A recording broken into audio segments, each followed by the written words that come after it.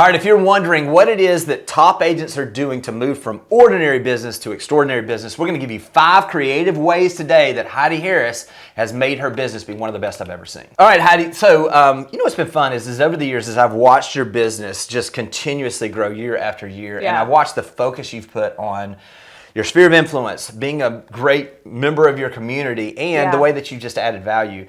There have been some specific strategies I've watched you do over that time to really take it to the next level. So let's just kind of go through a few of these. I would love to start where it all started, okay? Because I think there's going to be some agents here that maybe they've heard this, maybe they haven't. But when you first started, you're trying to figure out how do I get some momentum. So what was one of the first things that you did? Well, when I started, I didn't have a sphere of influence. I remember I told you I had 8 people that I knew, and they're all married to each other. So really it was 4 couples. And I had great confidence thinking I was going to be a great realtor, but I just had nobody to sell to. So, and even if you've heard this before, I think it's really good to go back to the basics and try this. So I'm sitting in my office full of hope and joy and no money and thinking, how the heck do I get clients? And I thought, well, I'm in the Raleigh, North Carolina market. Our number 1 feeder market is Charlotte, North Carolina. We have a lot of people that move over here, mainly because Raleigh's a better city. That's a different video. Okay, gosh. Shout out to Charlotte. We love you guys. Anyway, so I'm sitting there. I'm trying to think like, I need to get these clients. So I thought, who would have the clients moving to Raleigh? Top Charlotte realtors. So I Googled. And it is posted everywhere. You know, the top 100, top 50, top 25, teams, solo agents, do whatever you want, whatever you have the bandwidth for. And I just hand wrote them notes. Now, in the note, I did not say I'm brand new. No, you don't have to. I didn't feel like that was needed. But I was like, hey, you know, my name's Heidi. I live in Raleigh, North Carolina. If you ever have anybody moving to the Triangle, I will take great care of them. And then I just signed it. I love paying referral fees. Heidi, business card. And I sent it out, and probably 2 months later, I got a call out of the blue. Actually, earlier that morning, I was complaining to somebody. I was like, I'm working so hard and I have no business. I don't know if I'm going to be able to make it. And then later that afternoon, I get a call from somebody that says, I have a client coming tomorrow. They're going to Clayton, North Carolina. Can you help them? And I was like, well, let me move some things around in my calendar real quick. They ended up being a cash buyer. They closed in 8 days. I mean, get out of here, right? But I was making opportunities. So that is the first thing that I did that I was like, ooh. Now, this is the thing is because you and I first talked about this maybe 4 or 5 years ago. Probably at least now it's down to maybe once a month. But I know for a couple of years there, we were getting a couple of weeks of people saying, thank you so much for sharing this with me. I did it and I got a referral. And so what I would just encourage you, whether you're a brand new agent or you're a seasoned agent and you just need to take it to the next level, I would say just start doing this. Consistency is key with this. I mean, it wasn't like you did all of those at one time. You were just doing a few each day, right? So if you set this up, what did the front of it look like? You know, because we've seen a number of people do it differently now. Did you do anything specific? And I'll give some creative ways that we've seen people do this now. So what I said in our original video was, no, I give this advice out and nobody ever does it. If you do it, send us a copy. And people got, like, there's some, they did. They actually sent us copies. I was like, oh my gosh, they're listening. But they like have like custom printed really nice ones. You have to think I was on a dollar store budget. So mine most likely was like a flower. And then you open it up and it's just blank. So I don't remember what it was. It was whatever was cheap stationery at the time. So, but some people have like QR codes and all kinds of nice stuff. Video.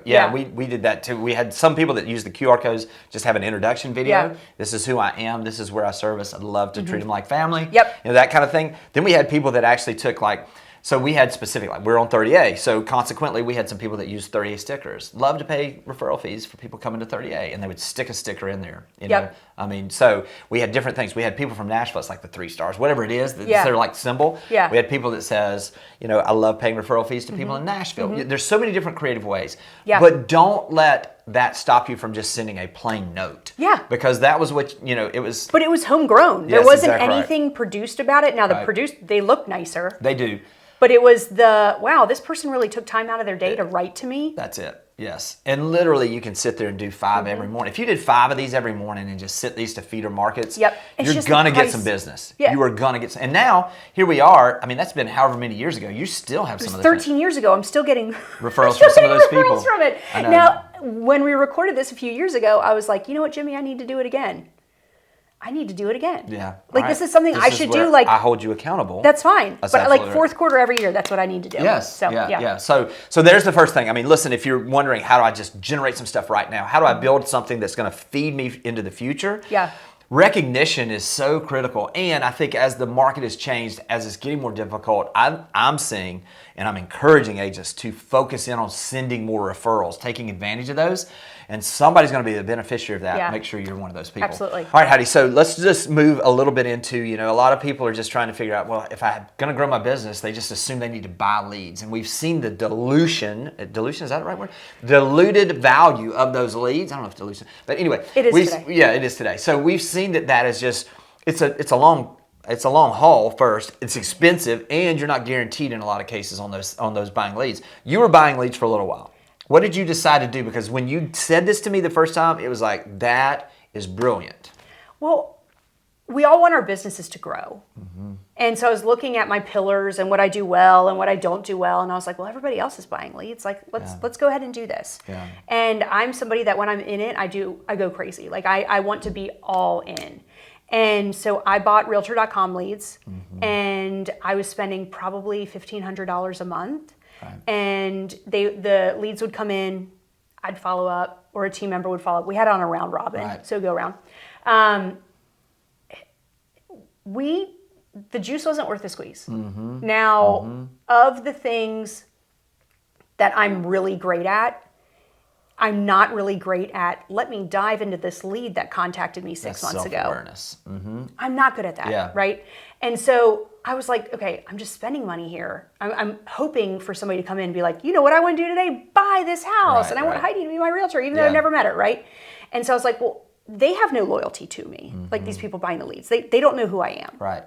How do I love on my sphere and go deeper with them so that when it is time for them to buy real estate, I'm the first person that they think of. So I allocated those dollars instead of buying lunch and not buying leads. Right. That way I'm spending 45 minutes, an hour with my people. I'm learning what's really going on in their life. Yeah, yeah. And it has brought such a deeper trust with my people. Yeah. And maybe they're not moving, but maybe their coworkers moving, or their great aunt Shirley or whatever. Yeah. And so that has really, really taken it to the next level.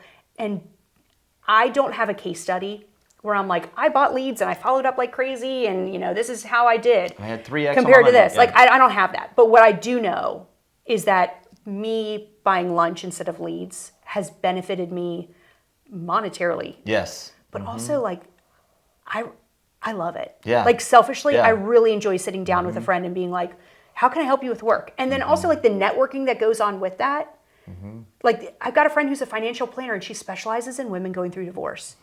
I didn't know that. Like I thought she was just a financial planner. Right. So then with me working with people that are going through divorce, unfortunately, I've got a guy. Yeah. Gal. Yes. Right? So like it's been really amazing to get to know my sphere on not just a real estate level, but like a whole deeper level. Yeah, and that's the biggest thing is your business specifically, and most successful businesses are built on the relationships. And so if you're thinking about it, you're spending $1,500 a month. I mean, you start breaking that down on what that was on a daily cost versus the price of lunch. It's less expensive. It generates more repeat and referral business. Yep. So let's talk about how does that call look or that text? 'Cause I think some people get, we get like, oh, they think I'm out trying to get something. So what does that look like, and how do you reach out to those folks for those meetings? I mean, the easiest way is probably like if you're on Instagram and you see, first day of kindergarten, right? And it's like, hey, mama, just thinking about you. I know the first day of kindergarten with my kids broke my heart. Let's get together and have lunch sometime. Yeah. Or I've got a dear friend named Sarah, and I think all the time, I need to catch up with her. Well, why don't I just text her and be like, girl, when are we going to lunch? Yeah, that's good. It's not hard. No, None of this is hard. No, yeah. And it's not like, let's get to lunch. I want to talk to you about the value of your home. It's not that at all. No. It's like, I care about you. Let's get together. Yeah, I think the most effective thing is when you get there is you've got no agenda. Because No. when you don't have an agenda is when things, that's the thing is like, it literally is, so what's been going on with you? Yeah. It's just catching up. And eventually they're going to say, how's your business doing? Every time. Every single time. And I think you mentioned this to me, but I know we've seen it also because we've done it with coffee meetings or morning or lunches. And what we found too is that after we talk with the people and they just see that we just didn't have an agenda, how many times do they pay for it? I mean, it's craziness, really, that it's literally, they're like, we totally should do this more. Yeah. And this has been something long overdue. Yeah. And just that law of reciprocity starts going into effect, and they're just thinking about ways they can do that. I am shocked how many times they pay for it or we split the meal. Right. Because it's like we're fighting over the bill. Right. Yeah. And so going into this, I just thought I'll buy lunch. Yeah. It'd be like $30. Yeah. Right. And plus, I enjoy it. Yeah. We'll be eating anyway. Like, you join me. So it's really not been nearly as expensive as I thought. The expense is my time. And to me, it is time very well spent. Yeah, absolutely. Let's talk about some other things. Obviously, client appreciation is huge for you. Let's talk about specifically, maybe, I want to talk about two different things, but I want to know which one is that you feel is the most impactful thing you do as far as client appreciation. Unfortunately, I think it's my pie day because I was so anti pie day. But people coming, it's like that thankful time of the year. And I live on a cul-de-sac and they just drive through my cul-de-sac. They pick up a pie and we go to, there's this really famous restaurant in Raleigh called Angus Barn. And they make a certain pie that you can get somewhere else, but it's not the same. It's called a chocolate chess pie. They're famous for it. And we get 125 of them a year. And we do a Sign Up Genius and we send it out. We send it out the day after Halloween, November 1st. And they just go and they sign up. We do the Sign Up Genius so that we can, since it's a cul-de-sac, we don't want it to get clogged. Right. But people will just... Because you do different times for them to come in. Yep, we do 15-minute increments. Right. And people love to just like come in, hey, how are you? And they're just so happy. And then like they send us pictures at Thanksgiving where they're like, selfie, like me sharing this with grandma or whatever. And I love that. Now, that is not the most fancy one that we do. We have a very polished, successful wine party that we do.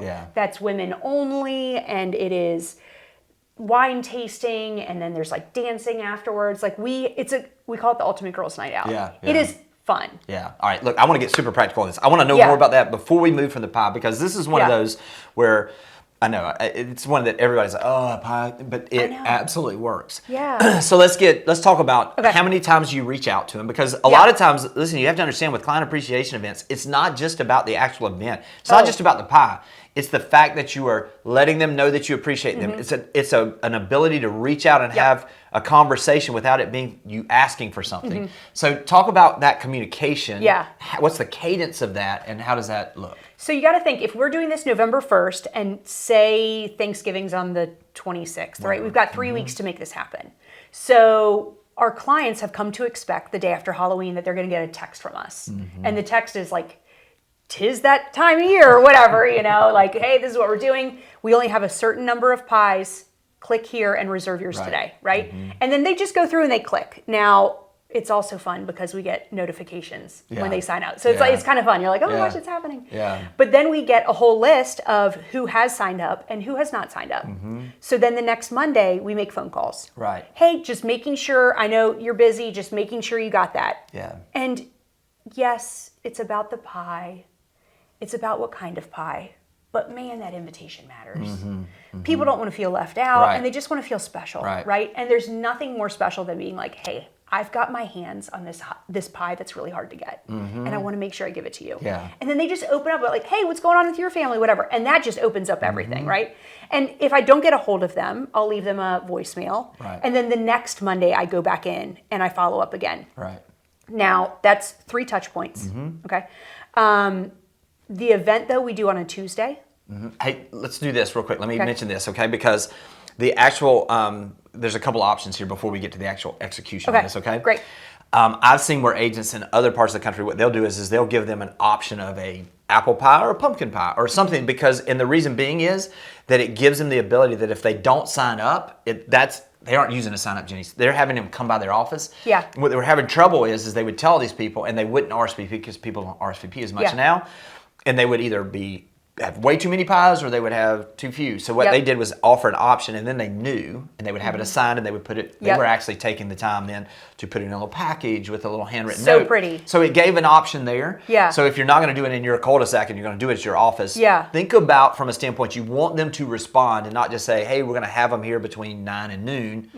And now let's talk about that, the day that makes the difference and those kind of things. Yeah. Well, also, we don't give the option because this is a famous pie. Right. But if your area doesn't have like that get pie, then I would have absolutely done that. Yeah. So the day of, we do it on the Tuesday before Thanksgiving. Thanksgiving's on Thursday. And the reason we do it on Tuesday is normally people are getting out of work. Right. We start at 4 p.m. and we go to 6 p.m. Yeah. We have segments broken out into every 15 minutes where people can go and do Sign Up Genius. I think we have 8 or 10 spots per 15 minutes. That really keeps everything moving. Yeah. And then that way, and really what's wild is people sign up earlier. I thought it was going to be like the 5:30 slot was going to be crazy. No, because what they're doing is they're picking up their pie and they're heading out of town. That's it. Right? Yes. And then if somebody can't pick it up on Tuesday, then they still have Wednesday that they can come by and pick it up. Now, in my ideal world, I'm here, I'm greeting them, hey, how are you? But in reality, I'm normally out at a meeting. So I can just leave it on my front porch with like a handwritten note, like, hey, sorry, I missed you yesterday, enjoy your pie, like whatever.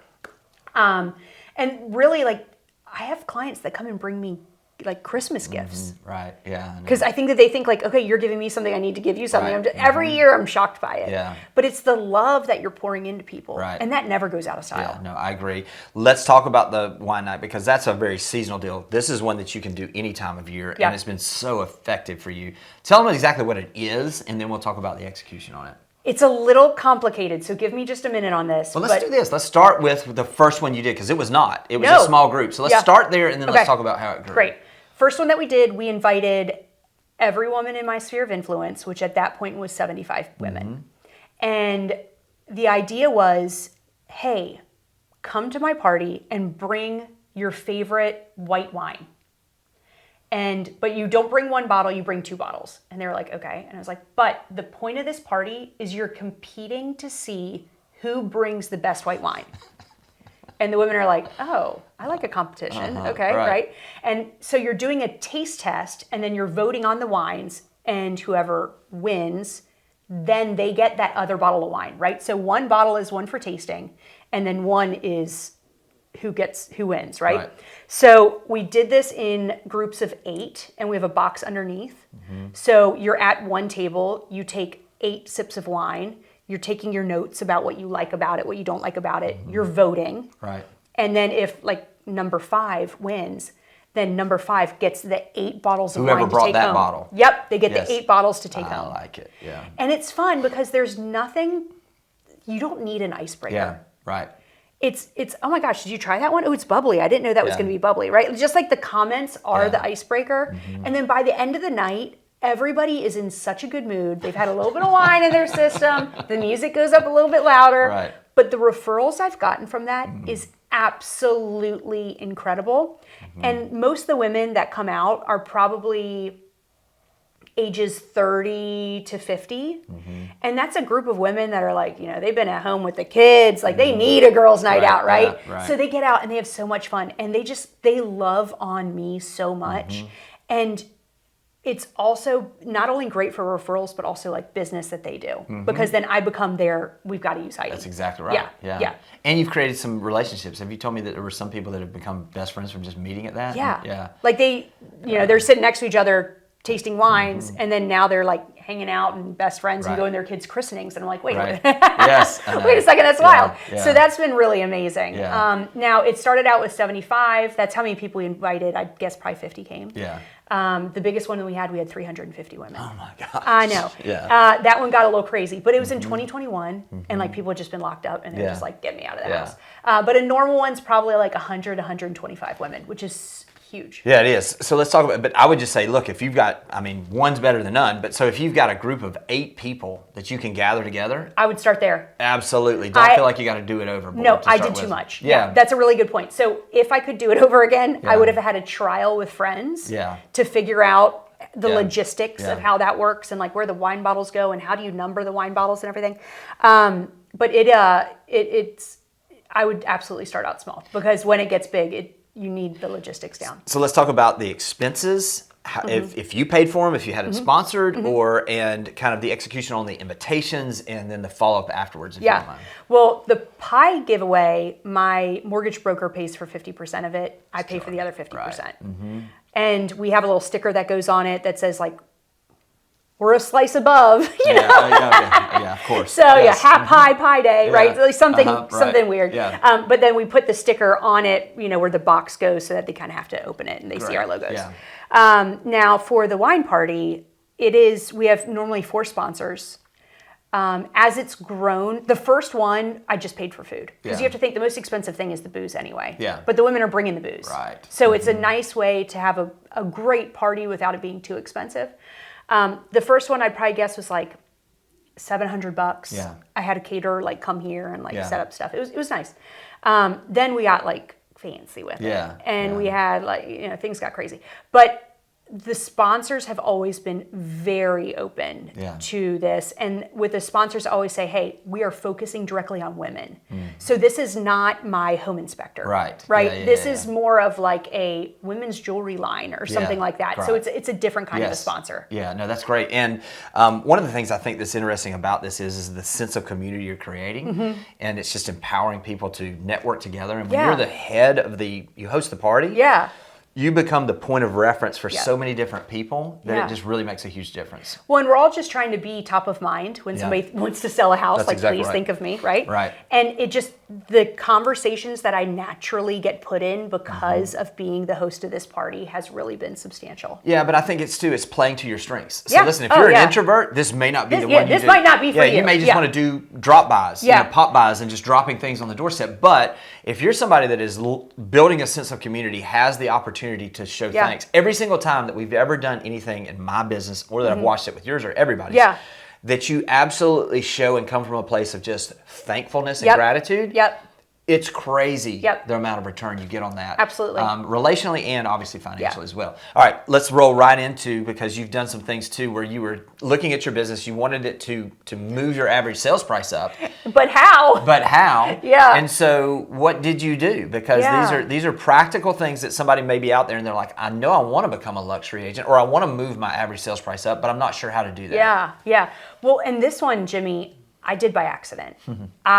This was not intentional. This is something that I did, and then now that it works, I'm like, I just need to tell everybody. Right. So when I started out, I was 25 years old, first-time home buyers, right? Yeah. So I knew that the price point was going to be lower. It eventually grows, right? And then also inflation has helped too. Yeah, sure. But then my price point jumped. My average price point went from like $248, $245. to last year it was $998. Like 4x, just like that. Yeah. No, just like literally in 2 years it jumped. And here's why. And that's not because of COVID. Yeah. So I feel like that's important because that could have been a really good excuse. But my husband, when he grew up, he worked at a country club and he was the bag boy. Is that what it's called? Yeah. Cart guy. Yeah, either way. Yeah. He was checking people in. Yeah, he was checking people in. And he was seeing these successful people and he just had like stars in his eyes. Like, one day I want to be a member of this club. Yeah. And so, we're working hard. Things are happening for our family. And my husband's like, hey, I really want to join this country club. And the first thing that came out of my mouth was, I am not a country club girl.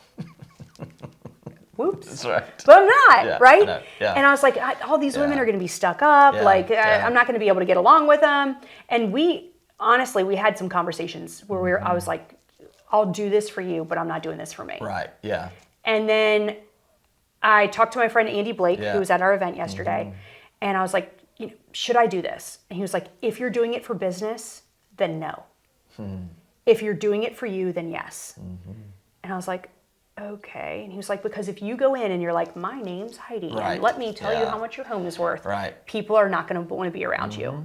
But if you go in and you just have fun, and then they're just like, because I did tennis lessons. Terribly. I played tennis. But it was fun, and it was just women out there having a good time. And those relationships, because not only are they in a higher income group, their friends are in a higher income group. Right. So my referrals and my business all skyrocketed. Yeah, I think the biggest thing is you have to understand that people want to do business with people that they're associated with or that they're around. So whether it's a country club, whether it's a organization that you're volunteering for, you know, maybe it's a charity that you have a passion for, you know, whether it's that you, but the key is don't just join something. No, do it because you want to. And get active. Yeah. You know, and become, and you know, like you said, the last thing you really thought about doing was going and having tennis lessons, but you were just like, I can't just show up out here. It's embarrassing. And so literally you got involved. And by you just being who you are, all of these organizations, look, I can tell you this now after doing this for so long. There's never going to be an organization where you're like, these are all my people. There's going to be certain people that you don't connect with, but there's always going to be a group. Of people that you will connect with at a different level than you can do if you're not active. So I think that's what I love about this from a standpoint of that you were, you know, your family did this really to be able to do some things that you guys wanted to do to stretch yourselves a little bit, you know, to expand your horizons, and out of that, by being around a different group of people that were in a different affluent type of level, it changed your business as well. Now, I've got a friend, his name's Michael Rowland. He's based out of Virginia Beach, and he loves to run. I don't, right? So me and him, let's just say we're opposites, right? So what I did at the country club, he made a run club, and he called it Dawn Patrol, where he gets a bunch of people and they run in the mornings. And then they have get-togethers, they have social hours, whatever. Running is free. Exactly. So just because this man wanted to do something and then he invited people and like made he made it a thing. He made it an event. And it's been amazing for his business. So whatever your thing is, jump into it. Do it. Yeah. Do it. Just go all in, and you'll be amazed at how you will attract the right people and the people that are more like you. The things that got you here are probably not going to get you there. So start getting creative. Listen, I know Heidi and I love this stuff. If you've got an idea of what you're doing in your business that's creative, please reach out to one of us and let us know. We're hungry for those ideas, and we're looking for those ideas. If you've got somebody that's moving to Raleigh or the Triangle, I guess, area. How would they get in touch with you, Heidi? So you can hit me up on Instagram, which is at Home Sweet Heidi. It's like Home Sweet Home, but it's Home Sweet Heidi, Heidi. Or just send me a text, 919-946-3292, and in 30A. Yeah, you can just reach out to me anywhere, Destin, Panama City, or the 30A market. Reach out. I'll treat them like family, and better than family. Yeah, and absolutely. This is the joke. This is what Andrew Undham told me one time. He says, "You send me a referral, it's gonna be like Shaq in the paint, slam dunk. We're all getting paid." I'm going to make sure they're getting taken care of, and you're going to get a great referral. But I hope this has been helpful. We'll talk to you guys soon. Thanks for watching the video. I specifically chose the video below for you because it builds on the one you just watched. I hope it's helpful, and I'll talk to you soon.